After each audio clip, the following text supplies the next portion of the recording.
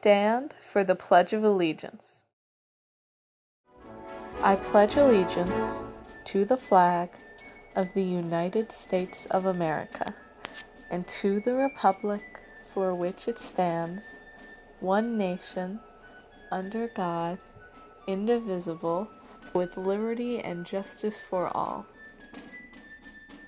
Good morning, Allegheny. Today is Wednesday, June 3rd. This announcement is for our students in grades 9 through 11. Locker items, yearbook distribution, and obligation fulfillment will be on Wednesday, June 10th at Allegheny High School.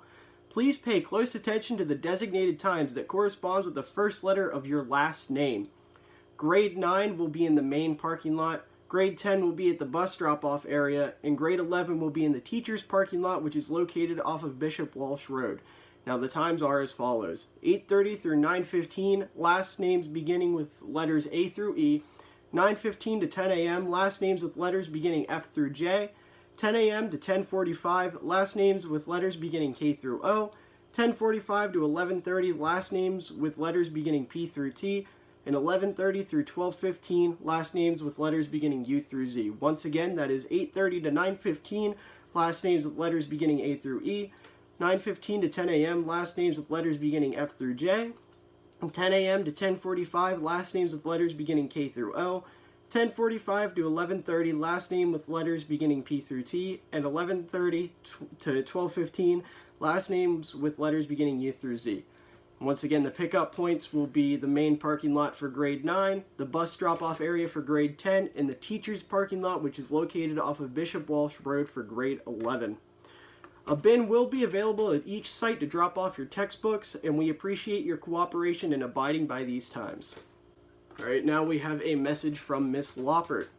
First and foremost, I miss you all and sincerely hope everyone is staying safe and healthy during these crazy times. I am typing this message from my office in our beautiful building all alone, and this makes me sad. As an educator for 33 years, I simply never dreamed that we would end a school year with empty hallways and classrooms, but we will endure and hopefully return to our Allegheny High School in this incredible haystack mountain sooner than we think. Please complete your schoolwork to the best of your ability and then enjoy some warm weather. Stay active this summer and enjoy the outdoors. Most of all, enjoy your families and stay healthy. Remember, we are indeed Alco Strong. Now let's check in with Eric with the weather forecast.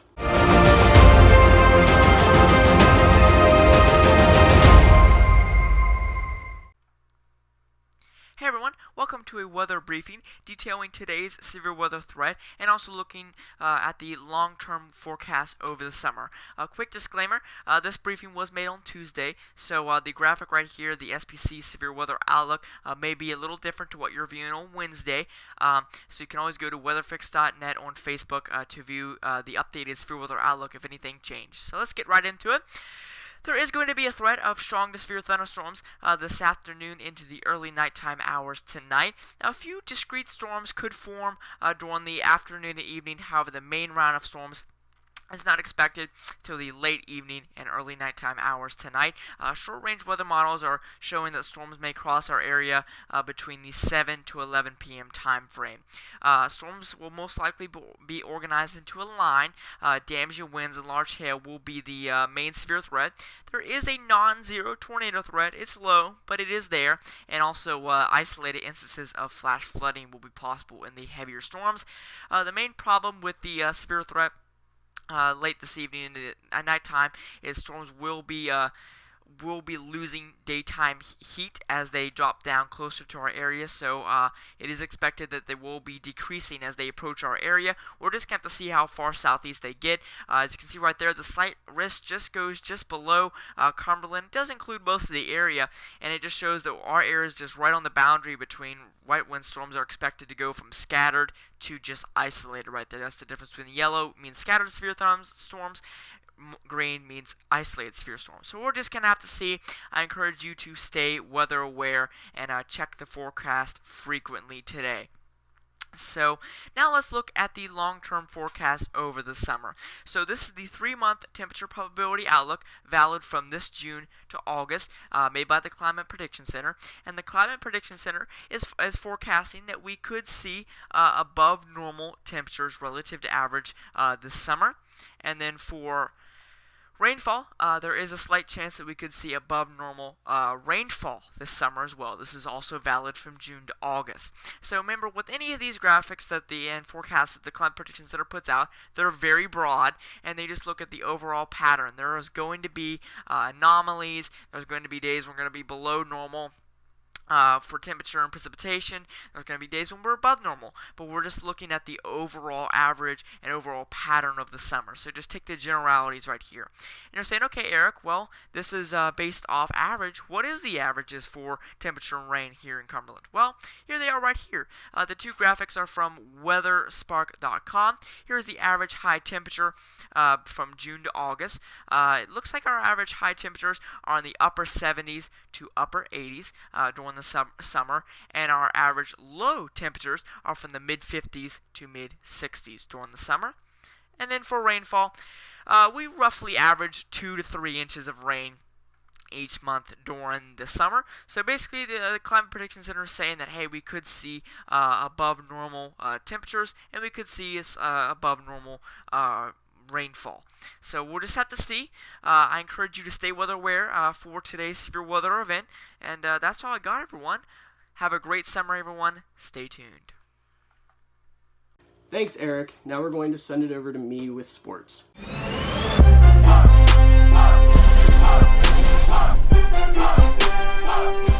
Welcome back, everybody, to Sports in Quarantine.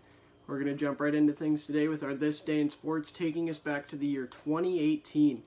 So on this day in 2018, NBA legend Steph Curry broke Ray Allen's NBA Finals record for most three-pointers in a game with 9 in the Warriors' 122-103 Game 2 win over the Cleveland Cavaliers in the NBA Finals, obviously.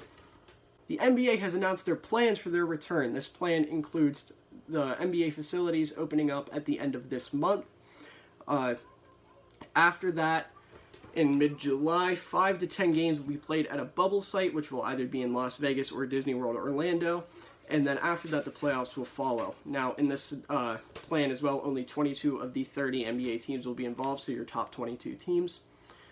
So with that, a lot of people are excited because obviously basketball is going to return. We're going to get sports in America again. But the problem, a lot of people are asking at what cost, because this season can definitely negatively impact next season. And the reason for that is these 5 to 10 games should roughly take a week or two. So that means the playoffs will be starting in August. And if that's the case, the playoffs that take 2 months, it's going to go into October. In fact, Commissioner Adam Silver announced that the latest date for the potential Game 7 of the NBA Finals this year would be October 12th. Now, the reason that's so problematic is because the NBA season usually starts around that time in the fall months. So with the NBA season starting in the fall months and then this season ending at that point, you still need to have your off season with your player signings, staff signings, your draft, all that kind of stuff. And obviously you're not going to be able to start one season and jump right into the next one because of all that stuff. So they would probably have to push this season back to around January or February. And if that's the case, if they plan to have a normal 82-game season, the next season won't end most likely until August or September of next year. And that's really problematic because you have a lot of things to worry about, such as that shifting the schedule of the NBA permanently. It's going to impact your draft because your season won't start until the beginning of the next academic year. And if that's the case, the players that normally, they wouldn't have to worry about wanting to go back to school because they'd be declaring for the draft, or they wouldn't be preparing for that and things like that. It would impact their decision, obviously, to maybe stay at school or stay another year at their school for basketball. So that, really negatively impacts the NBA draft. But the other scenario that could potentially come from this is you start at the same time, but you shorten the season to have the playoffs start in April as usual. But with that, you have back-to-back shortened NBA seasons, and players can potentially get used to that. And, the NBA Players Association or the Player Union, they, might want to adjust to that. They might want to make that the new normal, and then that takes away from the amount of games that you're actually playing in an NBA season. So a lot of people are actually coming to the conclusion that maybe this year it might just be best to outright cancel the season. Personally, I just want more sports. I just want to be able to watch sports again. So Obviously, the long-term impacts are going to suck potentially, but if they can figure out a way to do it, then I'm all for them coming back. In NFL news, NFL referees have announced that a lot of them are considering not coming back for this upcoming NFL season if things aren't figured out with the coronavirus. Obviously, they don't think the risk of their health is worth reffing these NFL games, which is completely understandable. So, unless the NFL, I guess, comes up with some sort of safety precautions or things change within the next couple months, the NFL might be short some referees, and God knows the NFL cannot afford to lose any more referees. And finally, some more somber news. NBA legend Wes Unseld died at the age of 74 yesterday. Unseld is an NBA Hall of Fame center who played for the Bullets from 1968 to 1981 and then coached the team from 1988 to 1994. Wes Unseld is one of 2 players to win MVP as a rookie, the other being Wilt Chamberlain. Ladies and gentlemen, that's all I have. I've really enjoyed being the sports anchor for this year. I cannot wait to come back next year, I guess for the last time of the 2019 to 2020 school year and the last time for sports in quarantine. That's all I got. Back to myself. Alright, I hope you all enjoyed that. Now, finally, we at AML would like to thank you all for a phenomenal year. This will be our last broadcast of the 2019 to 2020 school year, and hopefully we will be able to see you in a more normal environment at the start of next fall. Now, with that being said, that's the end of today. Stay safe, stay healthy, and have a great summer, everybody.